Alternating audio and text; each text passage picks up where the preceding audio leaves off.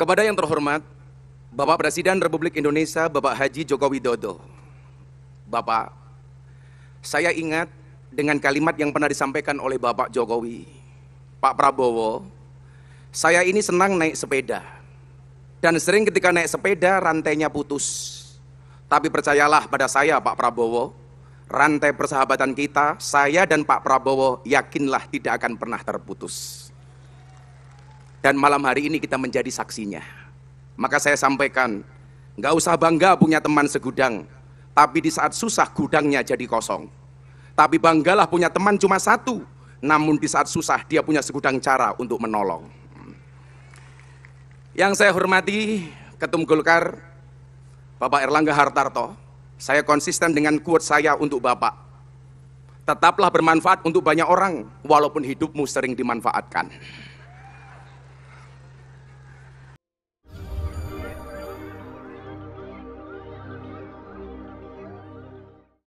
Assalamualaikum warahmatullahi wabarakatuh. Berjumpa lagi dengan saya di channel Risalah Kiai. Semoga teman ngaji semuanya dalam keadaan sehat walafiat dan selalu dalam lindungan Allah Subhanahu wa Ta'ala. Amin. Mohon untuk disimak sampai akhir agar tidak ada kesalahpahaman. Wabarakatuh. Selamat malam dan salam sejahtera untuk kita semuanya. Om Swastiastu, Namo Buddhaya, salam kebajikan, salam.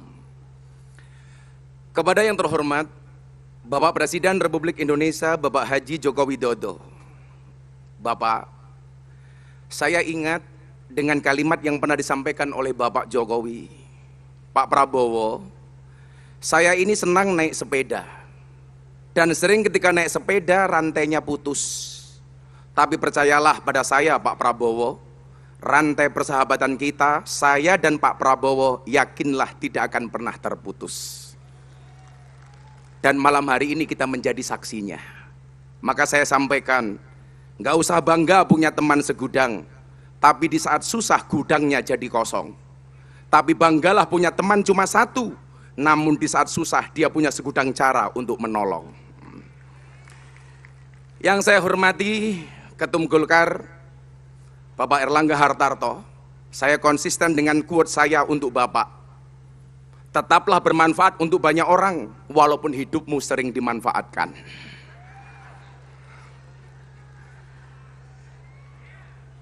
Yang saya hormati, yang saya cintai, yang saya banggakan, Ketua Umum Gerindra sekaligus calon Presiden Bapak Haji Prabowo Subianto. Hari ini Bapak ada dua kalimat yang viral tentang Pak Prabowo. Yang pertama adalah gemoy, yang kedua senyumin saja. Maka Pak Prabowo, ketika ada orang lain mencari-cari kekuranganmu, senyumin saja. Kenapa? Kekuranganmu saja diperhatikan, apalagi kelebihanmu. Para ketua umum partai yang hadir yang saya hormati, Pak Bizul. Selamat malam Pak Bi. Sudah lama Pan nggak ngundang saya, mungkin kehabisan anggaran. Ada Mas Ibas, ada Mas Anies Mata, Mbak Grace, Ketua Projo dan seluruh ketua partai yang hadir yang saya hormati. Bapak Ibu sekalian yang saya banggakan. Saya mencatat orang itu punya masalah. Itu biasanya berangkat dari 4 akar. Yang pertama adalah pola pikir. Yang kedua adalah pola makan, yang ketiga adalah pola hidup, dan yang keempat adalah kebanyakan pola. Bapak-bapak dan para hadirin yang saya muliakan, pola pikir, ada mindset yang berbeda antara orang zaman dulu dengan orang hari ini. Orang zaman dulu mereka punya prinsip, makan nggak makan yang penting kumpul. Sementara orang hari ini sebaliknya, kumpul nggak kumpul yang penting makan. Orang dahulu lebih mementingkan kumpulnya dibandingkan makannya, sementara orang hari ini lebih mengutamakan makannya dibandingkan kumpulnya. Maka yang terjadi apa? Kalau orang dulu banyak yang sakit karena kurang makan, hari ini banyak orang sakit karena kebanyakan makan.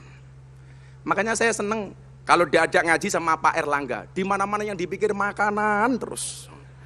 maka bisa kita lihat dari bentuk badannya.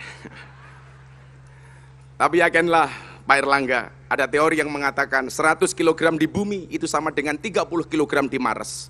Itu artinya Pak Erlangga tidak gemuk, mungkin hanya salah planet. Nah, ketika kita ngomong masa lalu dan masa hari ini, saya diingatkan dengan sebuah dalil. Al-muhafadhatu alal qadimis sholih wal akhdu bil jadidil aslah. Mempertahankan tradisi lama yang baik dengan tetap mengambil tradisi baru yang lebih baik. Dalam kapasitas ini ternyata Partai Golkar mampu mensinkronisasi antara kepentingan para pendahulu Golkar dengan anak-anak muda Golkar hari ini. Maka di satu sisi kita bisa melihat orang-orang sepuh di Golkar masih bisa eksis seperti Pak Akbar Tanjung. Tetapi di sisi lain kita juga bisa melihat ada anak-anak muda yang luar biasa. Seperti Mas Dito, kawan-kawan saya Bupati Muda Mas Diko dari Kendal, Mas Aditya dari Tuban. Ini yang saya sebut yang pernah ngundang, Pak. Karena kalau nggak pernah ngundang anggarannya nggak jelas, Pak. Gitu loh. Tapi juga di sisi lain ada yang menolak tua, Pak. Seperti Pak Bamsud umpamanya. Yang sebenarnya usianya kolonial, tapi seleranya milenial, Pak. Partai Golkar mampu menjadi partainya orang dahulu, tapi dengan visi misi orang baru. Partai Golkar mampu menjadi partai yang lama tidak kehilangan karakternya, tapi dengan inovasi-inovasi baru yang luar biasa. Disitulah kemudian saya ingat dengan apa yang disampaikan oleh Imam Malik Al-Andalusi. Wal ismu minhu mu'rabun wa mabniyun. Isim itu ada dua, mu'rab dan mabni. Mu'rab itu dinamis, mabni itu statis. Maka ke depan Golkar harus menjadi partai yang dinamis, bukan statis. Golkar harus menjadi partai yang optimis, bukan pesimis. Menjadi problem solver, bukan troublemaker. Menjadi imam, tidak hanya sekedar makmum. Menjadi trendsetter, tidak hanya follower. Dan hebatnya Golkar, Pak, wadu'u syai'in fi mahallih, meletakkan segala sesuatunya sesuai dengan porsinya. Golkar mampu menjadi imam, tapi juga Golkar mampu menjadi makmum. Maka kemarin saya bilang sama Mas Gibran ketika ke pondok saya, Mas Gibran tahu kenapa Mas Gibran yang dipilih. Kenapa, Gus? Karena Golkar punya prinsip, anak muda itu banyak karya, bukan banyak gaya.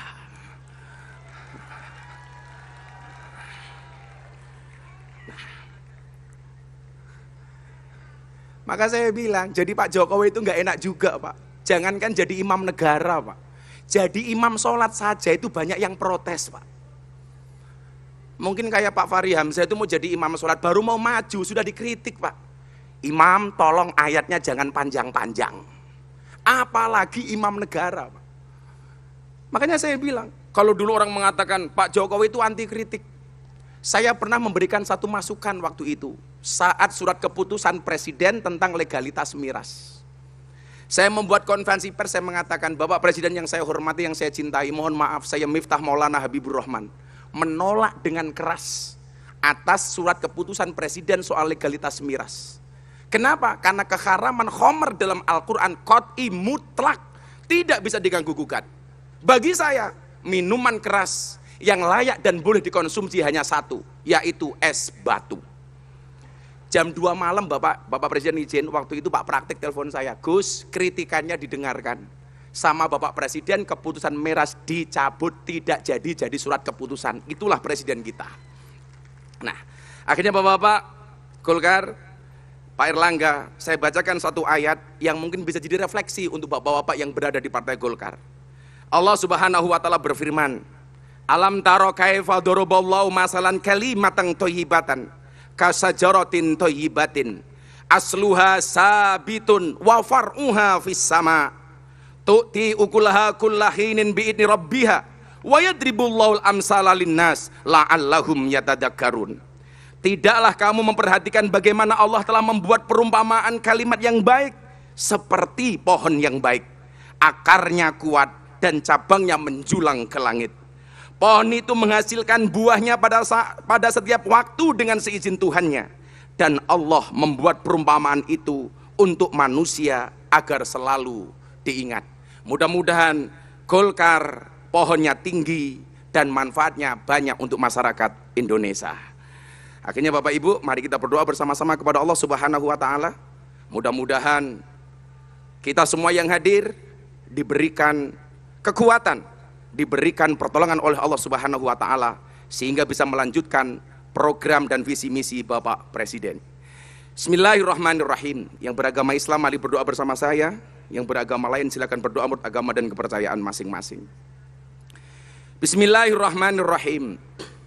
Allahumma sholli ala sayyidina Muhammad wa ala ali sayyidina Muhammad walhamdulillahi rabbil alamin.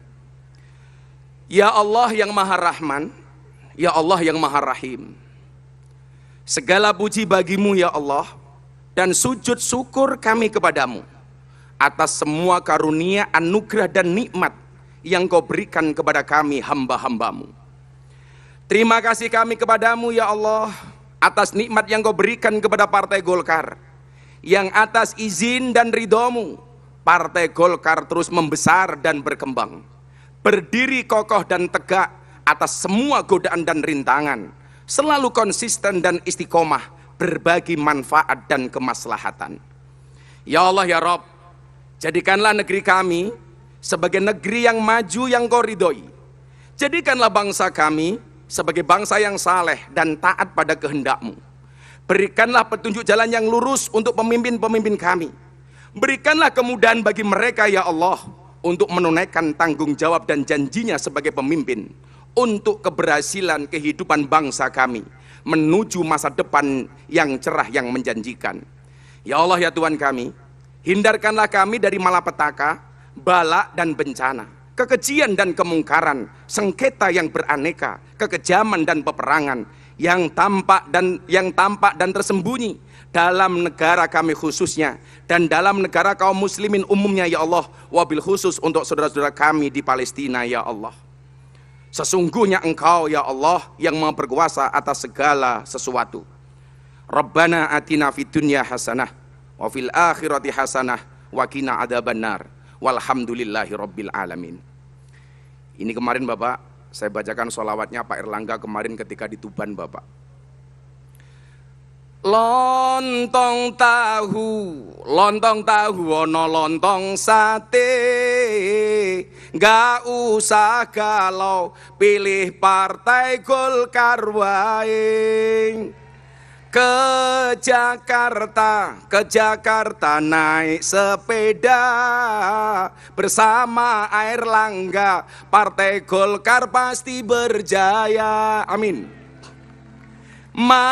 Lontong tahu, lontong sate, gak usah galau pilih Prabowo Gibran wae. Makan roti isinya pisang bersama Pak Jokowi, insya Allah kita menang. PAN mengatakan langit sudah membiru, Golkar mengatakan padi sudah mulai menguning, Gerindra mengatakan warna beras tetaplah putih. Tapi Pak Jokowi mengatakan, bila kalian yakin akan ada pelangi setelah hujan, maka yakinlah akan ada kebahagiaan setelah perjuangan. Terima kasih. Assalamualaikum warahmatullahi wabarakatuh.